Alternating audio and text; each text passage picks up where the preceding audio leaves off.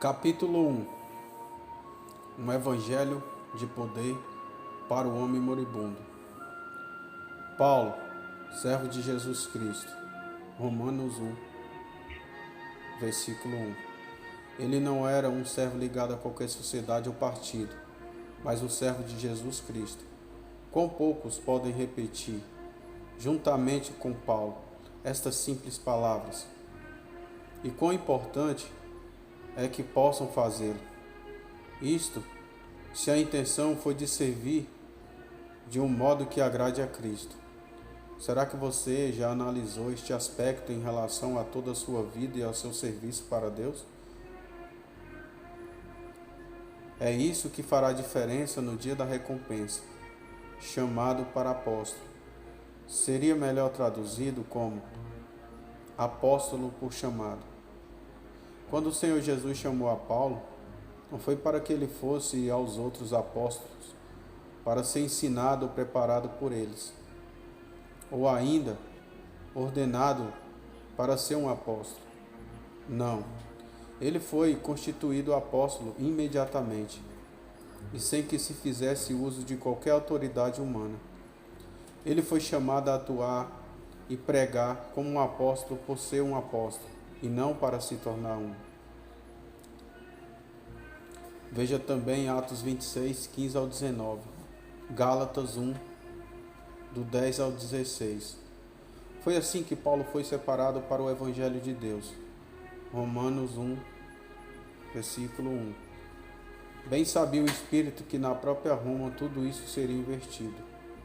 Sim, este primeiro versículo é de grande significado para nós, se quisermos fazer a vontade de Deus.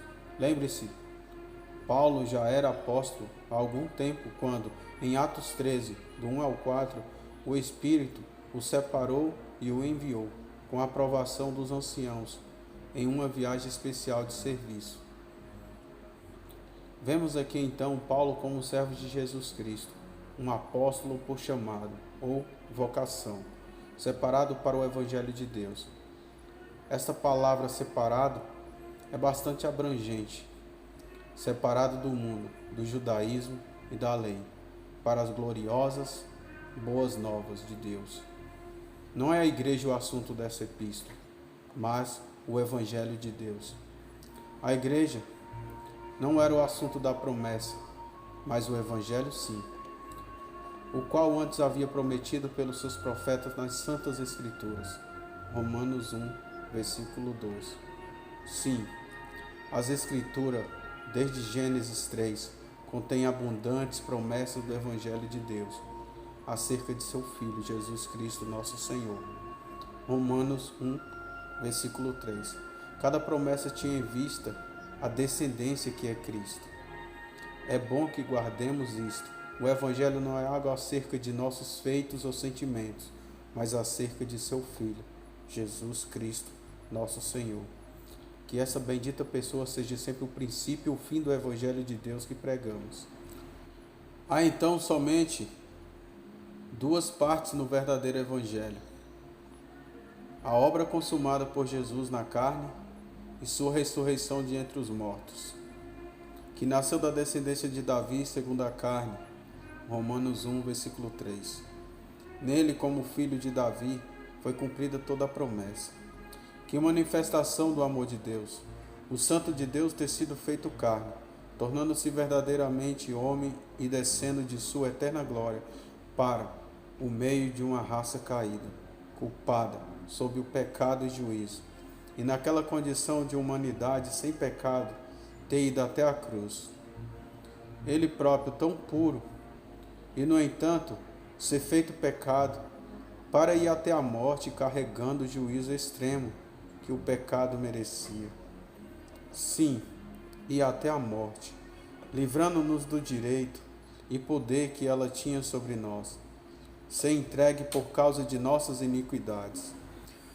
Devemos encontrar nisto o grande tema de nossa epístola, a morte expiatória de Jesus em seu duplo aspecto, de propiciação e substituição. Mas apesar de haver se tornado homem em aparência de carne pecaminosa, mas sem possuir uma humanidade caída ou pecaminosa, ele não se corrompeu. Ele sempre foi o Santo de Deus.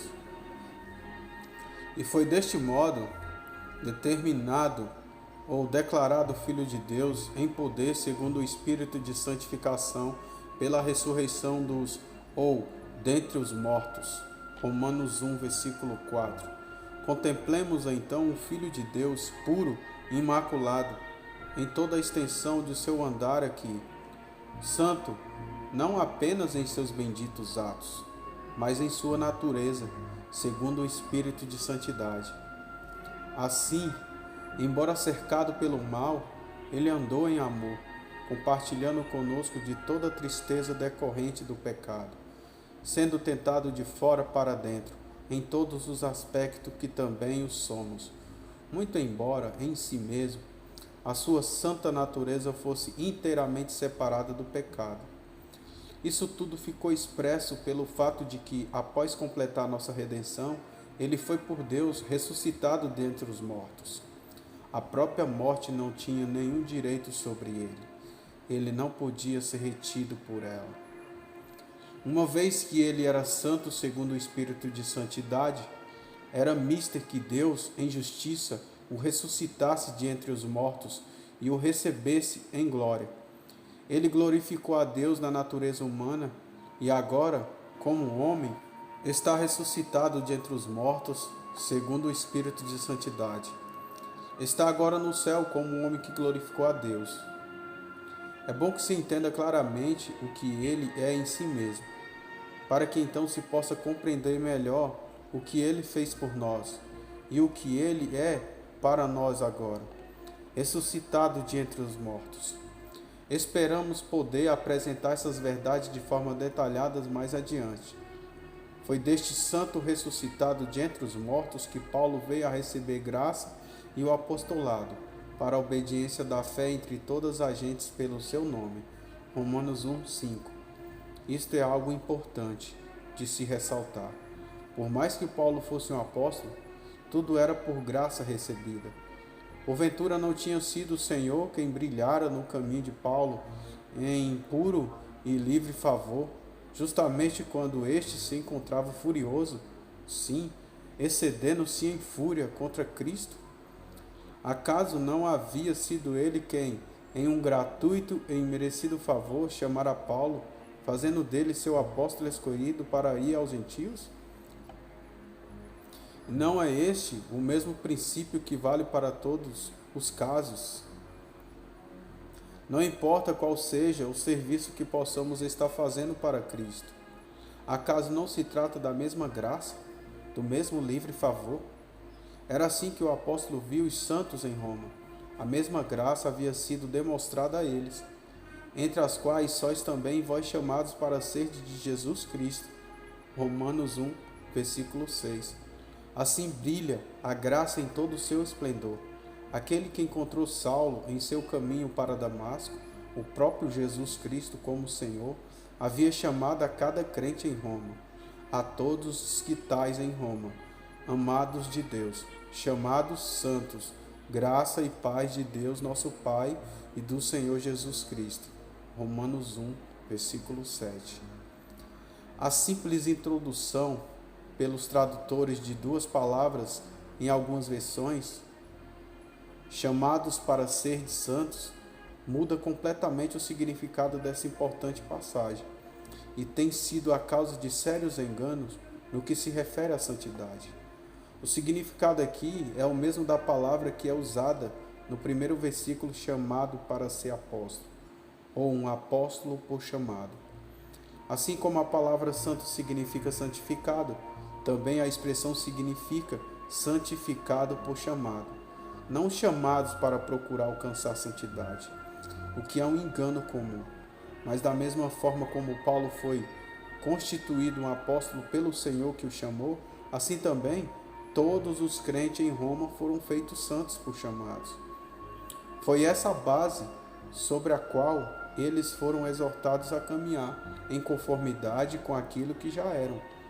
Todo crente é santo por chamado, santificado por chamado, é nascido de Deus, participante da natureza divina, a qual é santa. O cristão é santo pelo novo nascimento. Ele está morto com Cristo, ressuscitado em Cristo. Sim, Cristo que passou através da morte e que é a ressurreição e a vida. É a vida do cristão. Quem tem o Filho tem a vida, segundo 1 João 5,12. E se tem a vida do Santo de Deus, esta vida da qual o crente é agora participante é uma vida tão santa quanto eterna. Todos os crentes têm a vida eterna e, por conseguinte, todos têm uma vida santa.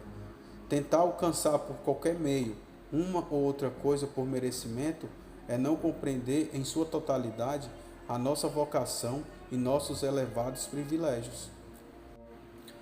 Toda a Escritura proclama a verdade. A exortação quanto a ser santo está baseada nesse princípio. Como filhos obedientes, como é santo aquele que vos chamou, sede vós também santo em toda a vossa maneira de viver, porquanto está escrito: sede santos, porque eu sou santo. 1 Pedro 1, do 14 ao 16. Sim, é por terem sido introduzidos em uma viva esperança, mantidas pelo poder de Deus, por serem nascidos de Deus, que os crentes, como filhos, têm purificado suas almas em obediência à verdade. Em suma, já que eles eram santos por chamado e por natureza, e possuíam o Espírito Santo, deviam procurar ser santos em suas vidas. João revela a santidade da nova natureza como nascida de Deus. Qualquer que é nascido de Deus não comete pecado. 1 João 3, versículo 9. Em cada epístola será encontrado, em primeiro lugar, a vocação santa, vindo depois o andar santo como resultado. Compare 1 Tessalonicenses, capítulo 1, versículo 1 com 5, versículo 23. É importante notar o lugar que a palavra ocupa, aplicada pelo Espírito Santo, tanto no novo nascimento como na santidade prática. Segundo a sua vontade, ele nos gerou pela palavra da verdade. É o que diz Tiago, capítulo 1, versículo 18. Santifica-os na verdade. A tua palavra é a verdade. João 17, 17.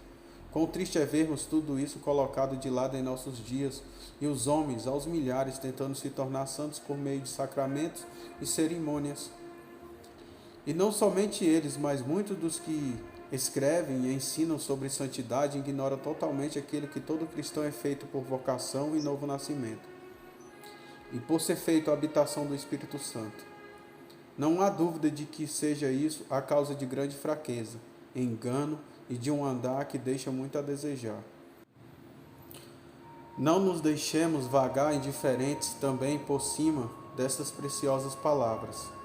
Graça e paz de Deus nosso Pai e do Senhor Jesus Cristo. Romanos 1, versículo 7. Que mudança do judaísmo! O livre favor de Deus nosso Pai e do Senhor Jesus Cristo. E paz a todos os amados de Deus em Roma. Será que nossas almas penetram nisso? Ao invés da lei exigindo, com justiça, a perfeita obediência da parte do homem, temos agora a perfeita paz com Deus, fundamentada no princípio do livre e imerecido favor. Israel, se tivesse sido fiel, tão somente teria conhecido a Deus como Jeová. Nós o conhecemos como Pai. Veremos nessa epístola como sua graça e paz podem fluir livremente para nós em perfeita justiça. Como esta epístola revela o terreno onde o pecador encontra-se diante de Deus, podemos notar que a primeira coisa pela qual o apóstolo dá graças, por intermédio de Jesus Cristo, por eles todos, é esta: por todo o mundo é anunciada a vossa fé. Romanos 1, versículo 8. A fé tem assim o primeiro lugar. Amado leitor, será que a sua fé é bem evidente? Ou será que ainda não ficou bem claro se você realmente crê em Deus? Este é o primeiro ponto que deve ficar claro. Tudo o mais será uma consequência disso. Vemos que se você crê em Deus, então é capaz de dizer: sendo pois justificados pela fé, temos paz com Deus por nosso Senhor Jesus Cristo. Romanos 5, versículo 1. Pode você dizer isso com inteira confiança? Se assim for, então beba daquele manancial de graça e paz que flui perene de Deus, nosso Pai, e do Senhor Jesus Cristo. Que exercício de coração era aquele para Paulo? Ele diz: porque Deus, a quem sirvo em meu espírito no evangelho de seu Filho, me é testemunha de como incessantemente faço menção de vós, pedindo sempre em minhas orações. Romanos 1, do 9 ao 10. Que profundo amor para com aqueles que ele nunca havia visto. Não se trata de um mero serviço exterior, mas em meu espírito. Tudo feito para Deus no evangelho de seu Filho. Será que é assim também conosco? Ou, em nosso caso, tudo não passa de mera e fria imitação? Porventura, não era esse o segredo do sucesso de Paulo? E se faltar isso em nós, não é certo que fracassaremos? Paulo desejava muito ver os santos em Roma, mas até então tinha sido impedido. Vemos aqui uma prova de sabedoria e antecipação de Deus. Se Paulo ou Pedro tivesse fundado a Assembleia em Roma, que desculpa não teria sido isso para a assim chamada sucessão apostólica? Não há evidência quanto a quem o Espírito Santo possa ter usado na formação daquela importante Assembleia. Não há evidência de que qualquer apóstolo tenha estado ali naquela ocasião, muito embora a fé daquela Assembleia, ou melhor, de todos os chamados santos, era anunciada e bem conhecida de todos. É também notável que não sejam chamados de igreja em Roma, como acontece nas outras epístolas. Paulo desejava ter muita comunhão com eles e colher algum fruto entre eles, fosse pela conversão de almas ou pela comunicação de algum bem espiritual àqueles que já tivessem sido levados a Cristo. Com tamanho tesouro, como é o Evangelho, colocado em suas mãos, ele se sentia devedor em compartilhá-lo com todos, tanto judeus como gentios. Ele chegava a dizer: quanto está em mim, estou pronto para também vos anunciar o Evangelho, a vós que estáis em Roma. Romanos 1, versículo 15. Que completa prontidão! E ainda por cima, nas mais real dependência de Deus somente. Se ele tivesse sido servo de homens, teria sido preciso receber uma convocação dos mesmos para pregar em Roma, ou então ter algum tipo de autorização humana. Mas não há tal ideia aqui. E por que não poderia ser assim também agora? Paulo podia dizer: estou pronto. Sim, sim. Com o mundo atrás de si, podia dizer: estou pronto tão logo, meu Deus, abra o caminho. Onde encontraremos hoje pessoas como Paulo? Que Deus possa nos despertar, enquanto pensamos no andar daquele devoto servo de Deus. Na parte 2 desse capítulo, começaremos a nos aproximar da questão: o que é o Evangelho? No próximo vídeo, continuaremos.